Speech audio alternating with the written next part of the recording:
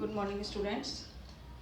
हम पढ़ रहे हैं लेसन नंबर 1 बीएसटी का और इसका पार्ट 2 यानी बिजनेस का मीनिंग क्या है, बिजनेस का अर्थ, उसके बाद बिजनेस की जो आपके कैरेक्टरिस्टिक्स थी वो क्या थी, फिर बिजनेस के ऑब्जेक्टिव्स क्या थे, ये चीज़ें हम पढ़ चुके हैं। आज हम पढ़ेंगे व्यवसाय का प्रारंभ, यानी अगर कोई भी पर्सन जो है वो बिजनेस को स्टार्ट करना चाहता है तो उसको कौन कौन सी चीज़ों का ध्यान रखना पड़ता है या कौन कौन से स्टेप्स लेने पड़ते हैं। तो ये आपके व्यवसाय का प्रारंभ के मूल घटक यानी बिजनेस फैक्टर्स हैं। कौन कौन से फैक्टर्स हैं जिनको उनको लेना पड़ता है या उनको पूरा करना पड़ता है। तो बिजनेस स्टार्ट करने के लिए किसी भी पर्सन को क्या क्या चाहिए, किस तरीके से वो काम करेगा, ये सारी चीज़ें आपको इन 10 पॉइंट्स में बताई गई हैं। तो नंबर 1 जो पॉइंट है उसमें सबसे पहले है selecting the line of business, यानी व्यवसाय के स्वरूप का चयन। बिजनेस करने वाले पर्सन को ये ध्यान रखना होता है कि उसको कौन सा बिजनेस करना है, यानी छोटे स्केल पर बिजनेस करना है या लार्ज स्केल पर बिजनेस करना है। तो उसको जो उसका आपके लाइन यानी स्वरूप है उसका चयन करना पड़ता है कि वो किस टाइप का बिजनेस करना चाहता है।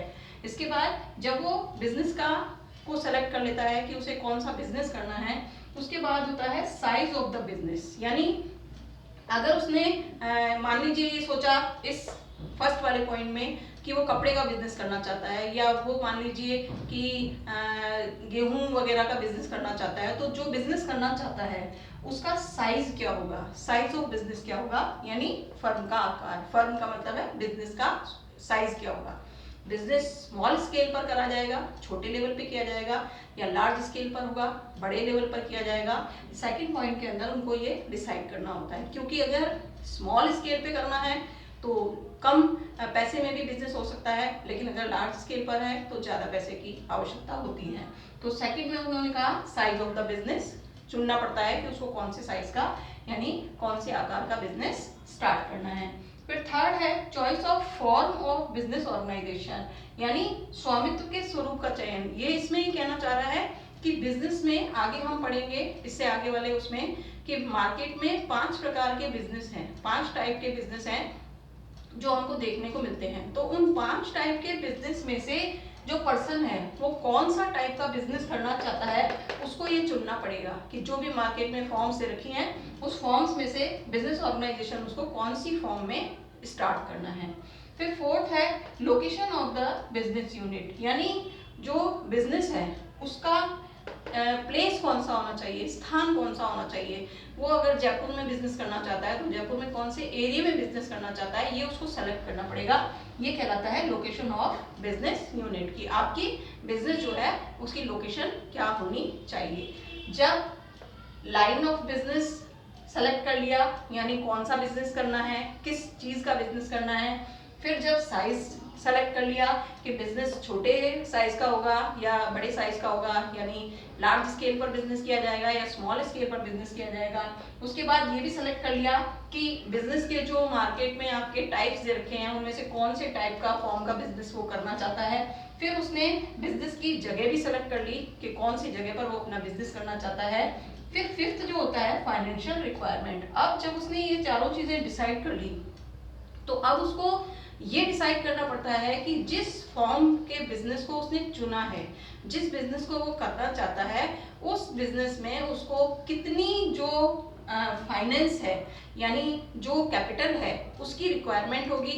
अगर लार्ज स्केल पर बिजनेस है तो ज़्यादा फाइनेंस की आवश्यकता होगी, और अगर छोटा बिजनेस है तो कम फाइनेंस की रिक्वायरमेंट होगी। तो अब इसको फाइनेंस रिक्वायरमेंट की यानी आपके वित्त की व्यवस्था, वित्त का मतलब होता है फाइनेंस, फाइनेंस की बिजनेस की व्यवस्था इसको करनी पड़ेगी कि मेरे को जितना पैसा बिजनेस के लिए चाहिए क्या मेरे पास सफिशिएंट पैसा है, अगर नहीं है तो मैं मार्केट से कहाँ से उसको उधार ले सकता हूँ।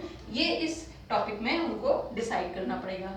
उसके बाद है फिजिकल फैसिलिटीज। अब फिजिकल फैसिलिटीज में क्या है, फाइनेंस की तो उन्होंने कर ली, फिजिकल फैसिलिटीज में उनको क्या है, जहाँ पर वो बिजनेस करना चाहते हैं वहाँ पर उनको जमीन खरीदनी पड़ेगी, फिर जब जमीन खरीद करके वो जमीन खरीदेंगे उसके बाद उनको बिल्डिंग बनवानी पड़ेगी, बिल्डिंग में पैसा लगेगा। फिर बिल्डिंग बनवाने के बाद जो कंपनी के लिए मशीनरी वगैरह है उनको परचेजिंग करनी पड़ेगी। तो ये जो होती हैं ये फिजिकल फैसिलिटीज होती हैं। तो जब उन्होंने फाइनेंशियल रिक्वायरमेंट की तो उनको ये भी देखना पड़ेगा कि उनकी फिजिकल फैसिलिटीज कौन कौन सी हैं, यानी कौन कौन सी चीजों में उनको इन्वेस्ट करना पड़ेगा। ये कहलाती हैं भौतिक सुविधाएं। इसके बाद आपके है कॉम्पिटेंट एंड कमिटमेंट वर्कफोर्स। अब आपने बिजनेस तो स्टार्ट कर दिया, लेकिन बिजनेस स्टार्ट करने के बाद क्योंकि आपको बिजनेस करना है तो आपको कुछ न कुछ लोग चाहिए, कुछ न कुछ वर्कर्स चाहिए जो आपके बिजनेस में काम कर सकें। तो ये कहलाते हैं सक्षम। का मतलब होता है कि आपके पूरी तरह से एक्सपर्ट, और वचनबद्ध का मतलब जो आपकी तरफ पूरी तरह डिवोटेड होकर के काम कर सकें। ऐसे जो वर्कर्स हैं वो आपको सेलेक्ट करने होंगे अपनी कंपनी में या अपने बिजनेस में, उनको सेलेक्ट करना होगा। तो अब जो आपका पॉइंट था वो है आपके कि कमिटमेंट वाले जो वर्कर हैं उनको सेलेक्ट करना है। फिर जब आपके पास जो सेलेक्ट होकर के आपके पास वर्कर आ गए, इसके बाद आपका क्या होता है संयंत्र अभिन्यास यानी प्लांट लेआउट। प्लांट लेआउट का मतलब ये होता है कि जो भी फिजिकल फैसिलिटीज आपने या फिजिकल फैसिलिटीज आपने परचेज की हैं, जैसे मान लीजिए बड़ी बड़ी मशीनें परचेज की गई हैं। अब मशीनों को बार बार इधर से उधर उठाना और ले जाना तो संभव नहीं है। तो प्रत्येक मशीन के लिए, प्रत्येक चीज के लिए एक जगह फिक्स की जाती है कि कौन सी चीज को कहाँ रखा जाएगा। इसका अगर अपन छोटा सा उदाहरण देखें तो अपन अपने घर में ही देख सकते हैं कि हमारे घर में जब हम मकान बनवाते हैं तो हम ये डिसाइड करते हैं कि हमारा किचन कहाँ होगा, हमारा बेडरूम कहाँ होगा, हमारा ड्राइंग रूम कहाँ होगा, हमारा डाइनिंग स्पेस कहाँ होगा, हमारे लेट बाथ कहाँ होंगे। ये डिसाइड करना जो कहलाता है वो कहलाता है प्लांट लेआउट। तो पूरे किसी भी बिजनेस को ये भी डिसाइड करना जरूरी होता है कि उसके पास जो जो प्लांट यानी जो जो मशीनरीज होंगी उन मशीनरीज को बिजनेस की जगह पर कहाँ कहाँ पर लगाया जाएगा।